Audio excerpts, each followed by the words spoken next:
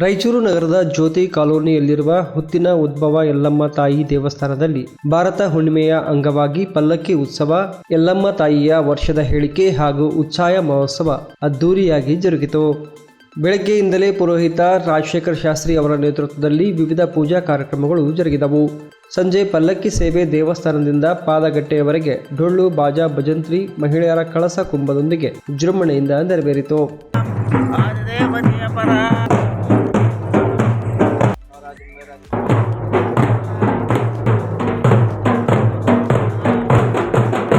ಪಲ್ಲಕ್ಕಿಯು ದೇವಸ್ಥಾನಕ್ಕೆ ಮರಳಿದ ನಂತರ ದೇವಸ್ಥಾನದ ಸಂಸ್ಥಾಪಕ ಅಧ್ಯಕ್ಷೆ ಶ್ರೀಮತಿ ರಾಜೇಶ್ವರಿ ಅಮ್ಮನವರು ಯಲ್ಲಮ್ಮನ ಜೋಗವನ್ನ ಹೊತ್ತು ಹೇಳಿಕೆ ನೀಡಿ, ಕಣ್ಣಿಗೆ ಲಕ್ಷ್ಮಿ ಕಾಣ್ತದ, ಕೈಗೆ ಹತ್ತೋದಿಲ್ಲ, ದುಡಿದ ಹಣ ಉಳಿಸಿಕೊಳ್ಳುವ ಜಾಣತನ ಇರ್ಲಿ, ಮಳೆ ಬೆಳೆ ಚೆನ್ನಾಗಿದ್ರೂ ರೋಗ ರುಜಿನಗಳು ಜನರನ್ನ ಕಾಡ್ತಾವ ಎಂದು ಹೇಳುವ ಮೂಲಕ ಮುಂಬರುವ ದಿನಗಳು ದುಬಾರಿಯ ದಿನಗಳು ಎಂಬುದನ್ನು ಅಮ್ಮನವರು ತಮ್ಮ ಅಮೃತವಾಣಿ ಮೂಲಕ ಹೇಳಿದರು.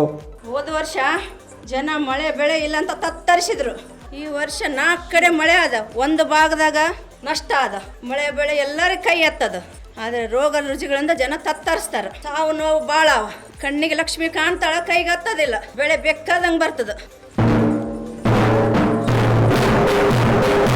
ಇನ್ನು ಮಹಿಳೆಯರಿಂದ ಯಲ್ಲಮ್ಮ ದೇವಿಯ ಉಚ್ಛಾಯ ಮಹೋತ್ಸವವನ್ನು ಅದ್ಧೂರಿಯಾಗಿ ಎಳೆಯಲಾಯಿತು.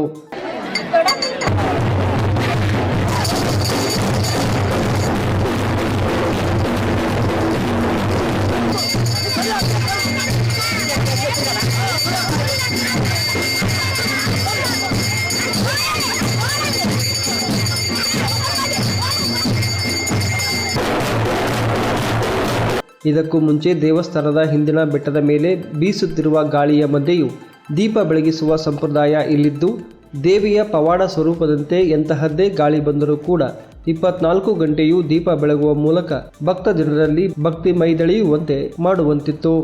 ಈ ಎಲ್ಲ ಕಾರ್ಯಕ್ರಮಗಳಲ್ಲಿ ದೇವಸ್ಥಾನ ಸೇವಾ ಸಮಿತಿಯ ಪದಾಧಿಕಾರಿಗಳು, ಬಡಾವಣೆಯ ಸರ್ವ ಸದ್ಭಕ್ತರು ಉಪಸ್ಥಿತರಿದ್ದರು.